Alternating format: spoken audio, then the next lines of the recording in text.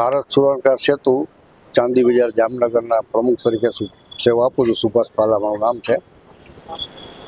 આજે મોરબીની ઘટના બની એનાથી અમને આખા સમાજને બહુ દુઃખ થયું છે અને આ રીતે એને ન્યાય મળે અને એને ફાંસીની સજા મળે એવી અમારા સમાજની માંગ છે. અમે કલેક્ટરને આવેદનપત્ર આપેલું છે કે મુખ્યમંત્રી લગી વાત જાય અને એને કંઈક યોગ્ય અને કાર્યવાહી થાય અને એને ન્યાય મળે. અમારા સમાજની માંગ એ છે કે સખતમાં સખત સજા.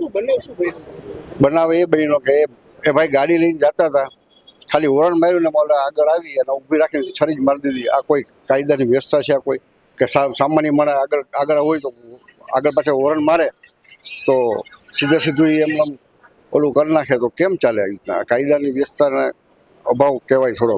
મોરબીમાં આજે અમે સોની બજારે બંધ પાડી, આખી બજાર બંધ પાડી સોની સમાજ બધો ભેગો થયો છે અને કલેક્ટર સાહેબને આવેદનપત્ર આપેલું છે.